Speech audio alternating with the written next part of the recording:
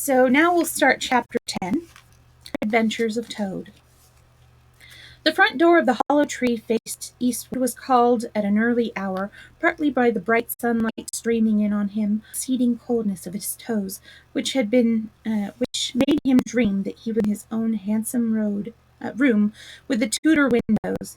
On a cold bedclothes had got up, grumbling and protesting they couldn't stand the cold any longer, downstairs to the kitchen fire to warm themselves.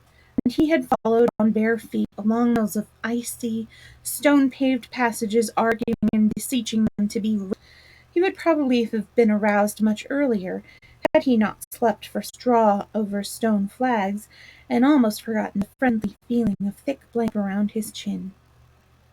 Sitting up, he rubbed his eyes first, toes next, wondering for a moment where he was, looking round for a familiar little barred window.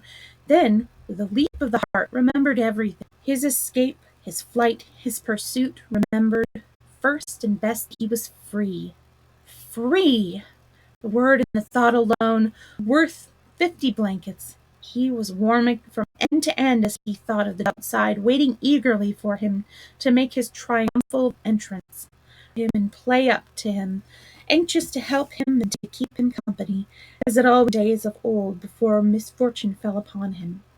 He shook himself and combs out of his hair and his fingers, and his toilet complete, marched forth in comfortable morning air, cold but confident, hungry but hopeful, terrors of yesterday dispelled by rest and sleep, and frank and heartened.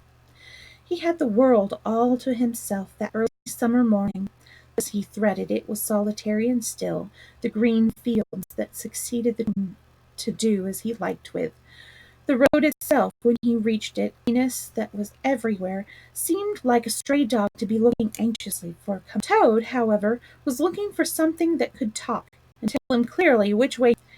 It is all very well when you have a light heart and a clear conscience, and nobody scouring the country for you to drag you off to prison again, to follow where the road's not caring whither. The practical Toad cared very much indeed to have kicked the road for its helpless silence, and every minute was of import. The reserved rustic road was presently joined by a shy shape of a canal, which took its hand and ambled along by its silence, but with the same tongue-tied, uncommunicative attitude toward. Bother them, said Toad to himself. But anyhow, one thing's clear. They must both be coming from somewhere, and going to somewhere. Over that, Toad, my boy. So he marched on patiently by the water's edge. The canal came plodding a solitary horse, stooping forward, as if from rope traces attached to his collar stretched a long line, taut with his stride, the further part of it dripping. Toad let the horse pass, and stood waiting for what the fates were sending him. With a pleasant swirl of quiet water at its blunt bow, the barge alongside of him, its gaily painted gunwale level at the towing path, its sole occupant, a big stout woman wearing a linen scrawny arm laid along the tiller. Morning, ma'am, she remarked to Toad as she drew up level with him. It is, ma'am, responded Toad politely as he walked abreast of her.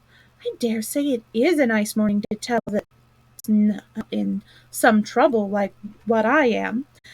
Here's my married off to me post haste to come to her at once, so off I going what may be happening or going to happen, but fearing the worst, as you will if you're a mother too, and I've left my business to look after itself. I'm in the one line, you must know, ma'am, and I've left my young children to look after themselves, and a more troublesome set of young imps doesn't exist, ma'am, and I've lost my way, and as for what may be happening to my married daughter, why, I don't, ma'am. Where might your married daughter be living, ma'am? Woman. She lives near the river, ma'am, replied Toad, close to a fine house that's somewhere hereabouts in these parts. Perhaps you may have Toad Hall? Why, I'm going that way myself, replied the barge woman. It joins the river some miles farther on, a little above Toad Hall, and walk. You come along in the barge with me, and I'll give you a lift. The steered barge close to the bank, and Toad, with many humble and full of confidence, stepped lightly on board and sat down with great satisfaction. Luck again, thought he. I always come out on top. So you're in the wash, ma'am, said the barge woman politely as they glided along.